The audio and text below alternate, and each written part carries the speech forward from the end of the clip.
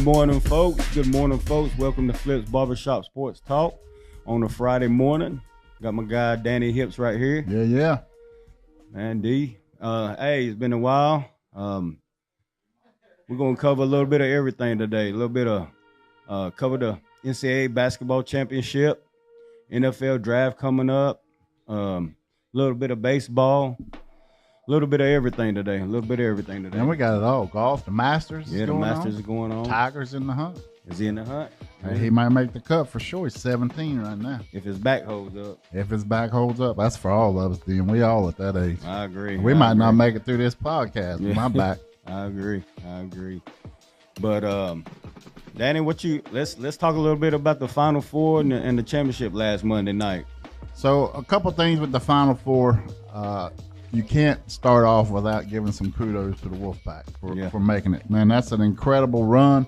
Probably not one that will be seen again in any time soon. To run 5 straight games through the ACC tournament. And every time I think about that, I think about that crazy shot that they made in the first round of the ACC tournament just to keep going. To beat Louisville, wasn't it? Yeah, to beat Louisville. But, man, they were a lot of fun to watch. And I think that I don't know what Bruns is going to do with basketball career. I don't know. I don't know if he'll get a chance or not, but he's going to make a lot of money because his personality, people just gravitate to his personality. Now I'm already seeing him on commercials. I'm seeing he's well-spoken. I think a lot of people enjoyed watching the Wolfpack, and I do think that they got beat by better teams. They just ran out of gas and didn't have all the weapons that those other folks happened. And unfortunately for me, UConn definitely showed who they were all the way around. So kudos to them. But I mean, this is going to touch you a little bit, Dan. I ain't trying to poke. I'm never going to pull for anybody that's a Hurley. Yeah. So Hurley for me is out. But I will tell you why he is obviously a very good coach with a great program. Kudos to them. I don't really like the way he carries himself a little bit. He walked out there on the court, tried to run his mouth a little bit to Edie, Big Yao Ming Edie. I wish he'd have just popped him right there on the court. But I don't know. He just he projects a different way for me as a head coach in college basketball. But hey, I can't deny they were the best team probably start to finish. Yeah, they were the best team from like you said, from start to finish. Danny Hurley is definitely from up north. Yeah, he's up north, but he's still, I mean, to me he's still like in kid mode. He's got his hats on backwards. He thinks he's one of the kids, and I don't know. He's a little over animated with the officials for me. He begs and whines a lot. Most of them do. I get it, but hey, again, whatever they're doing something right. Yeah, he's doing something right. 2 national championships back to back, and predicted the start at number 1 again. So I don't know. Big boy for them. I think he's leaving. Yeah, he played well too. I mean, but I'll tell you this: kudos to Purdue. They played. I think everybody in the whole world felt like Purdue was going to choke or go down easy early. They had a bad loss last year starting a tournament, but they played solid all the way through. And they had some pretty tough competition. And I will tell you, a dude that has 40 points, 20 rebounds for me is pretty impressive. I think he just got the Naismith College Player of the Year again. Back to back. Yep, back to back. And so we'll see how that goes, but he's impressive. He's a big boy, and he's going to create some problems, but he's still got some things he probably needs to work on, in my opinion. Yeah, he'll definitely get better. Do you think he'll get a shot in the NBA? Oh yeah. I mean, I don't think that there's very many 7-footers out there that don't get a shot. Yeah. I mean, it's those are not frequent. But I don't know how well he'll play in the NBA. Yeah, because the big man's game ain't there no more. It ain't there. It's not a big man's game except for just getting those rebounds and putting them back in there. You're seeing maybe 8 or 9 rebounds, 12, 14 points, those kind of things, and you got to have those for sure. But He's not going to be the guy on commercials and doing all the other stuff. And No. he ain't going to win no dunk contest. It ain't about that. No. Hey, as long as he has a great NBA career. Yeah, and 10 years. Yeah, I agree. So let's talk about another big story in college basketball. The Kentucky Wildcats, their coach said, "Hey, I'm out of here." He packed up his stuff. He went to Arkansas of all places. So he had his press conference this week, and at his press conference, he said he had one player. Like, they have one player that's on the roster. So he's got to go out now and go get players. Oh, Arkansas right now?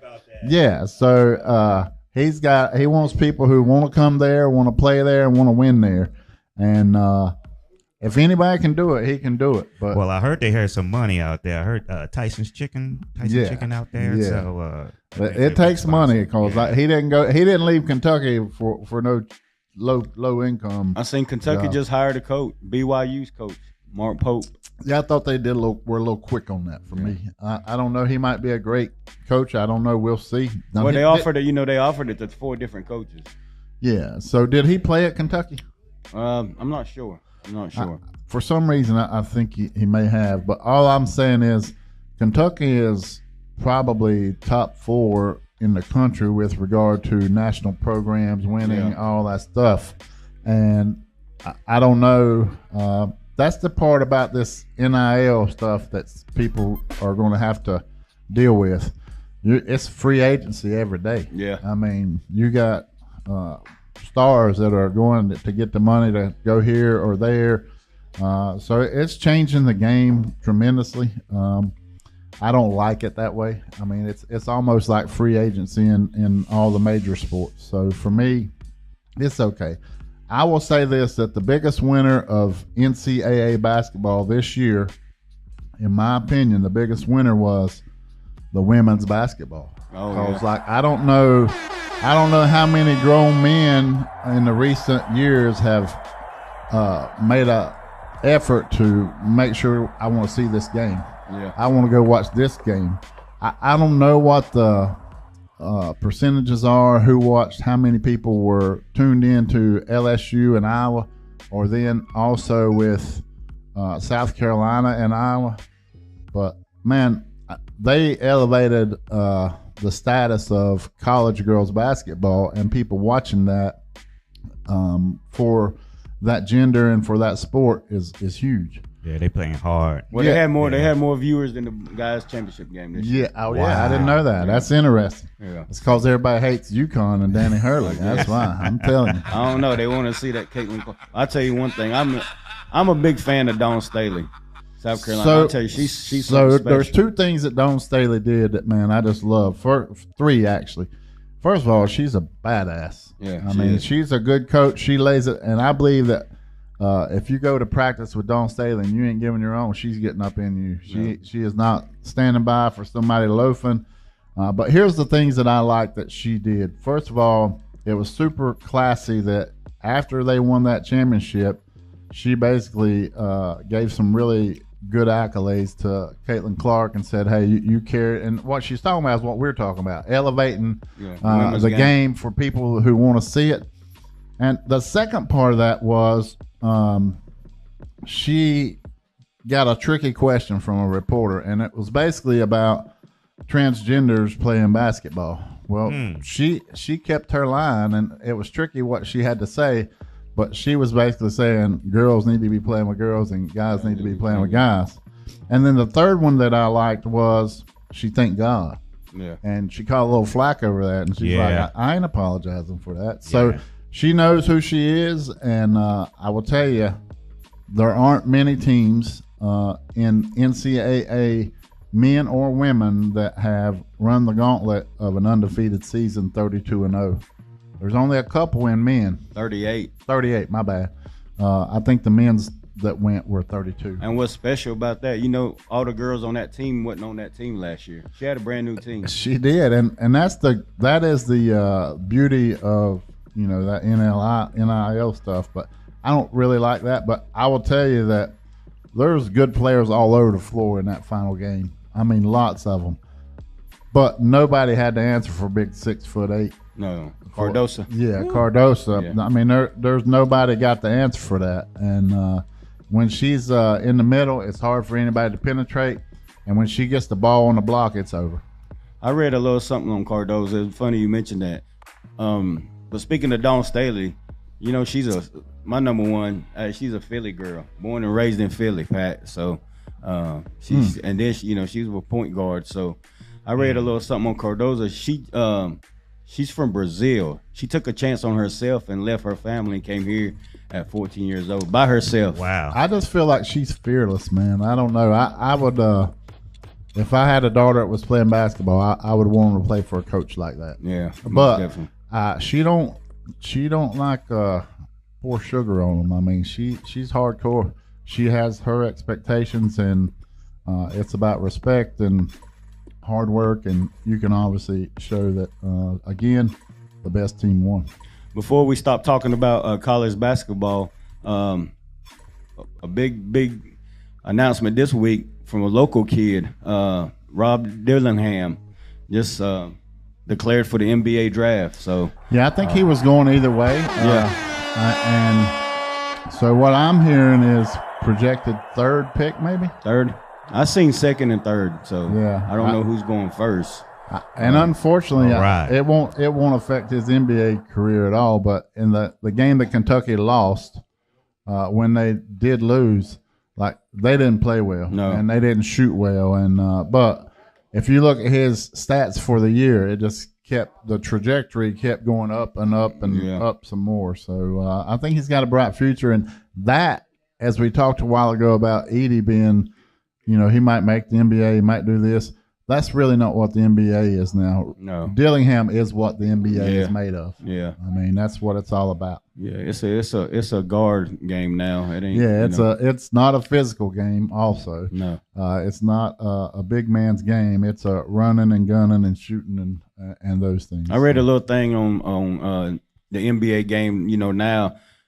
A lot of people saying Michael Jordan would have averaged about 50 points now in this man, listen, it was so physical back in those days in the 80s and all. I mean, you came out there, you were hurting. We had a debate on a previous podcast about the GOAT, who it was, whether it was Bron or whether it was Jordan. And for me, the difference is that physicality thing.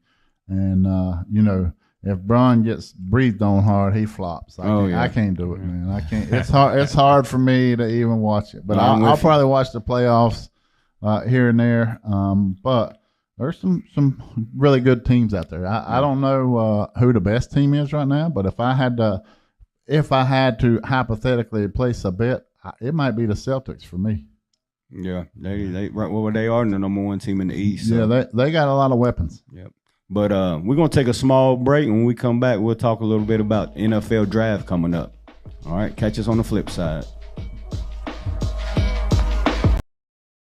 End of this month, man. Yeah, it's coming up. Yeah.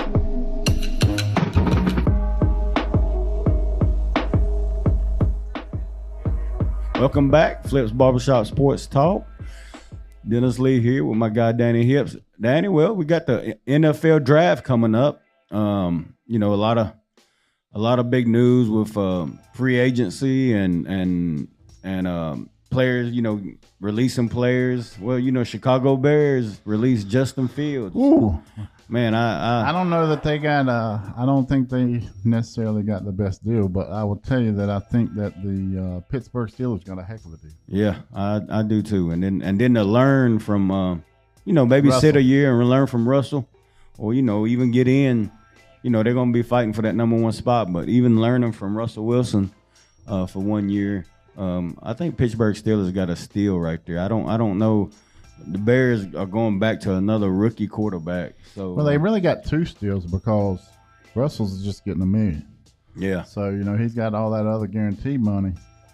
So really for what they got, I would say that I would be hesitant to think that Justin Fields is done. I don't think he is. No, he's not done. I think he didn't have a whole lot of assets surrounding him, especially at the offensive line.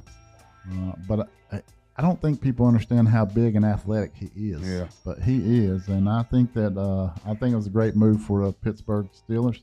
But in some way, I understand where the Bears are. It would be to have two quarterbacks in the clubhouse locker room debating who should be that. It can create tension and it can create some division. So maybe to give Caleb that free reign to take off, and it's win, lose, or draw for him. But he better show up, or it's gonna be bad. Yeah, it's gonna be real bad. But also just a lot of quarterbacks being talked about in the NFL draft. Maybe the most quarterbacks in recent years that'll be going in the first round and in the first 10 picks. I've heard like 6 quarterbacks might be going in the first round. So I mean, one of them's a Tar Heel. Yeah, he is Drake May.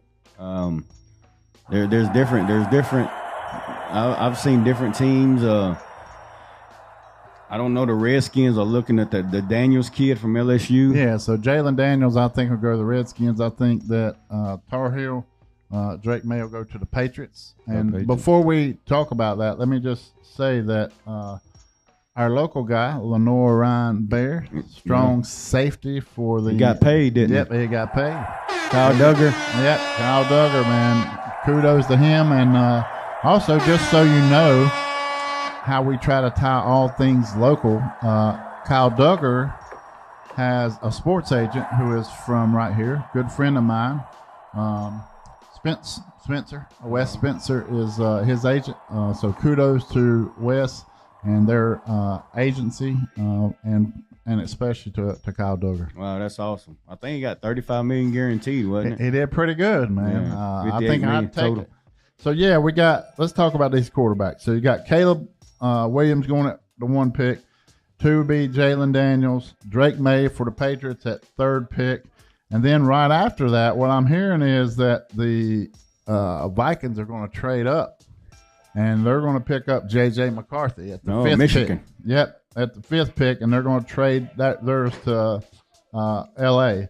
So then after that, you really got a couple offensive tackles, which you're going to have. And the next quarterback down there would be one that going to the Raiders, and that would be Michael Penix Jr. from Washington State. Washington.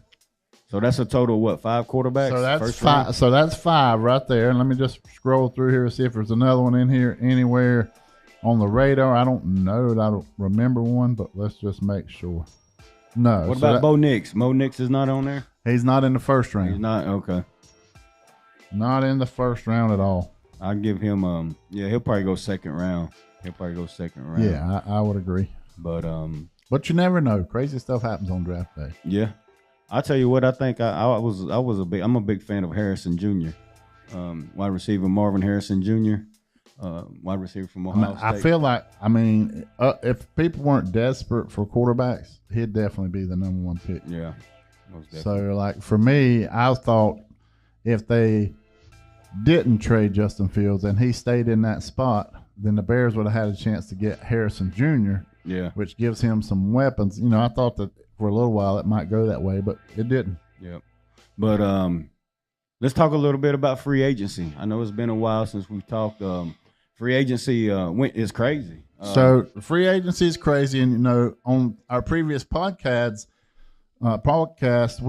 we actually predicted some of those were going to happen. Oh, did you? Oh, yeah. So we in here, I told him that Russell was going to Pittsburgh. Uh-huh. And it was long before he did, and that Cousins was going to end up in Atlanta. Yep. Wow. Now let's talk about Cousins in Atlanta. Is he worth that much money? They think he is. I don't know how many years he got left, but I don't know. The offensive line in Atlanta ain't too bad. Well, they got some parts and pieces, They got pretty good tight end. He's got weapons. He's got weapons. He's got a great running back that can catch passes out. He's got some receivers. Defensively, they're okay, but they ain't winning that NFC South. You don't think? No, man. The Bucks on the South. Man, I don't know. On paper, they're better than the Bucks. On paper. Nah, man. The Bucks did pretty good in off season. They secured some things. They didn't get anything flashy. They really, if you read like who's done the most work and the best work in off season, they have, but they have had to work hard to do it. But they secured and signed some folks and picked up a couple people here and there. It's going to help them. Well, while we're at it, free agency, who done the least? You think? Dallas probably. Dallas didn't add nobody. I did see where they. I did see. Not nobody, and they ain't worth a damn. That's a good quote right there. I like it, but I don't know what. I wonder if they got like some crazy plan on draft day that they're going to do this or that, because I'll be honest with you, I am not a Cowboys fan, but from looking afar, I think their die were cast the second that they paid Dak, Ezekiel Elliott, CD. So I think CD was legit. I mean, you got to pay him, but they paid Dak too much. And they paid Elliott too much. Now they moved on with that, but they're still paying it. Yeah. So I don't know financially where they can go or what they're going to do. But if I'm honest, they weren't a bad football team. No. I mean, and if you look at Dak's numbers, he performed pretty well last year. Yeah. The key is how do you get them to perform well in the playoffs? Yeah. And to me, I think here's the reason why. When you play good teams that have been there all the time and time after like, for example, local football, maiden football, people expect them to win. Yeah. And those kids that play on that team expect that they're going to win. And they do that because they have won. They've been there. They've been here. They've been there. When you're never been there, and they really haven't, I mean, they've been a while since they got deep in the playoffs, it builds pressure on you. Like, man, everybody wants us to. We got to do this, rather than just playing the game. And I think they need some experienced people who's been through that, been through playoffs, some leadership on that end. Because really, athletically and on the football field, they showed some good points. Yeah. I mean, no, they have a good team. But man, it's like when it collapses, it falls in. Yeah, I tell you what. Not just to talk about my Eagles, but we've added some weapons. Man, you had I think we added the number one weapon. So that probably was the biggest implosion surprise of the year. I mean, all of a sudden, like, whenever they came out that first week and early on, like, you couldn't stop them, man. Yeah. They were sticking the ball down people's throat. But I will tell you that the locker room, the coaching, whatever, it imploded. So another shout out to a local person, Landon Dickerson from South Caldwell High School. Yeah, he got local. paid. Yep, he got paid. He's the highest paid offensive lineman in the NFL. Yeah. So they're tying it up. But now listen, talk about some of the things that they did in the offseason. They shored up the running game, right? Saquon, Yep, Saquon. So, Giants had a tough decision there. But I think the Giants made the right decision. In the last 3 or 4 years, Saquon has not gone a season without missing 3 to 4 games. So, at the beginning of last year, we had a big debate in here about should the Giants pay him that big contract. And they didn't. And obviously the reason they didn't was I don't think they saw that future. So I think for Saquon, it's a good move. I think for the Eagles, it's a good move. He just got to stay healthy. Yeah. I think, he's playing under one of the best offensive lines in the. Got some good blockers. So we'll see how he performs and stays healthy. Another team that I thought, got a whole lot better was we just talked about them, the Pittsburgh Steelers. I mean, they added linebacker from Baltimore, Queen, Russell, Justin. And he got weapons. They got weapons everywhere. So. Yeah, I think they got weapons, but I think they're shooting cap guns instead of AR-15s. You think? I just don't see. I think they still got some work to do. I think they're gonna have more weapons than they have had, but I don't think when I look at what hurdles they got to jump, I don't think they're going to be on the same level as Baltimore. I don't think that they might not be on the same level as Cleveland. I think Cleveland had a decent year. And I think that they're going to continue to improve here or there. So I still see in that group, in that conference, that they might be middle of the road. And let's talk about, I was about to say that's what we was getting ready to say. Last week, they just added one of the biggest weapons in the NFL, and they was already good. They're young and good. Man, I don't think that I don't know who the GM is who lined up their draft strategy last year, but by far it was head and shoulders the best draft strategy. And whenever you're playing that, I call it the quarterback parlay because everybody's trying to figure out what quarterback to get here. And I'm not dogging on Bryce Young, but Houston got the right quarterback. Yeah. I mean, it was a good fit. And there's a couple other folks. I mean, I think Indianapolis got a good quarterback. Yeah. I think that they got a few people out there that it worked out well, and I think Houston's going to come out blazing. I think Houston got the right coach, D'Amico Ryans, for them young guys. So they react well to him. He's pretty hardcore, and you can tell he puts the effort and the work in there. Yep. Yeah. But, we don't want to – here's going to tell the whole story of everything right here. We've talked about the draft.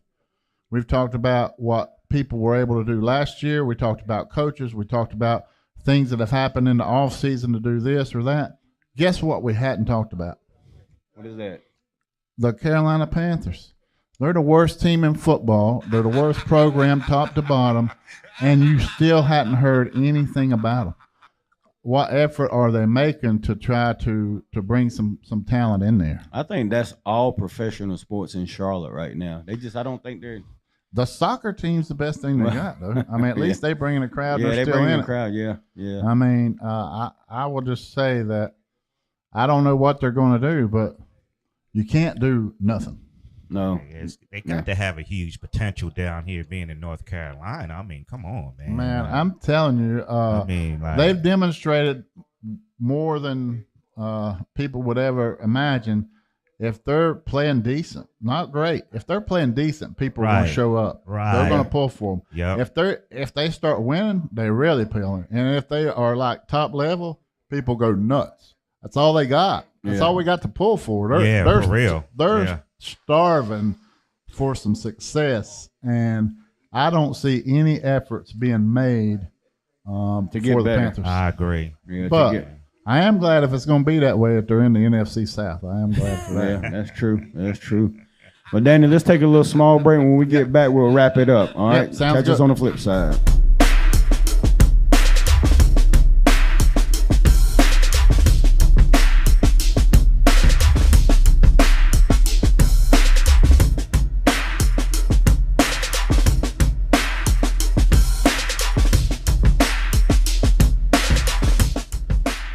Welcome back to Flip's Barbershop Sports Talk.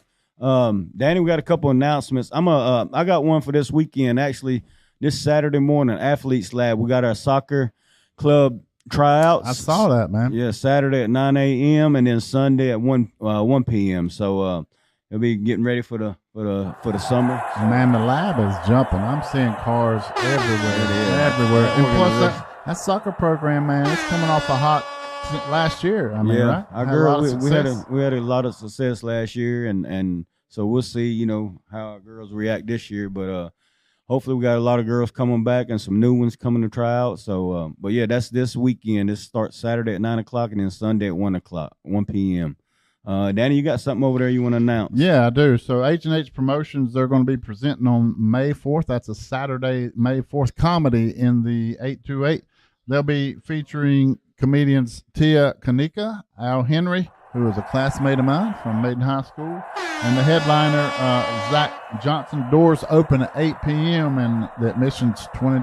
$20 is $20. So if you're interested, you can see here the flyer. It's got the contact info, and I will tell you, it's always a good time if you drop in here at Flip's Barbershop. You can get a great haircut by any one of the folks, barbers that we have, but in addition to that, the atmosphere and the culture is fantastic, and you'll learn some things about sports, I can tell you that.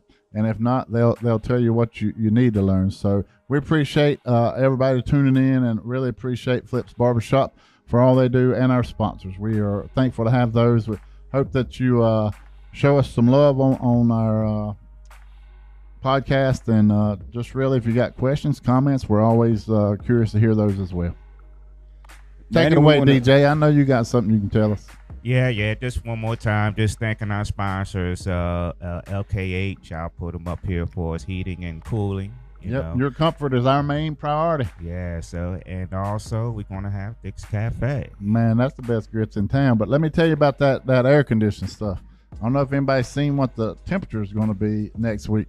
Yeah. So, they done playing around with Oh, spring. yeah. It's about to get hot. Almost 90, ain't it? Almost 90. And I don't know how you feel, but I can't do 90 at my age no more. I need that AC to be chiming. I know that's right. Before we go off air, Danny, listen, I'm not you the big golf guy, but hey, the Masters is going my on. favorite. So I want to tell you, it's my favorite event anywhere. Any sports event that I've ever been to, and I've been to Kentucky Derbies, World Series, Super Bowl. I've been to all of them.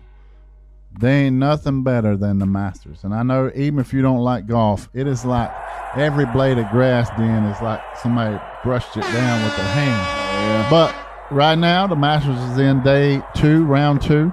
It's going to be a windy day down there. It's going to be a tough day for golf. But what a lot of folks are tuned in to watch, and what brings a lot of attention to golf, is that Tiger Woods is playing in the Masters this year. So, we all know he's had some back problems and issues.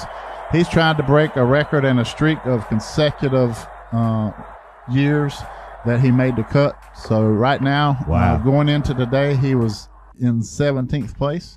If he plays that good again today, he'll make that cut and break that record that's at the Masters. But I like the Masters for a lot of reasons. A, it's a beautiful place. B, there's a lot of great golfers there. And the thing I like is they don't price gouge you. So if you go to a football game, how much is a sandwich, Dan? What do you think? Sandwich and a drink, what's it going to cost you? Oh, it's about $20. Yeah. So down at the Masters, they have these large tents. They roll up the sides. They got 4 rows. As you go through those tents, those sandwiches used to be $1. Now they're $1.50. Wow. You can get a ham sandwich, a bologna sandwich, egg salad. You can get a Coke for $2. Sweet, and I think that beer is like $4. So they don't gouge you price-wise. But now let me just tell you this in clear transparency. You can eat all them egg salad sandwiches. You won't spend no money. But if you go in that clubhouse, you try to buy one of them Masters shirts, you might as well grab a $100 bill, because they selling them like hotcakes. People are just taking them all over the world. Wow. People. It's the most beautiful sporting venue ever, for sure. Good luck to all those folks. And again, we hope everybody's having a good weekend this weekend. Appreciate you tuning in. All right. Catch us on the flip side. All right.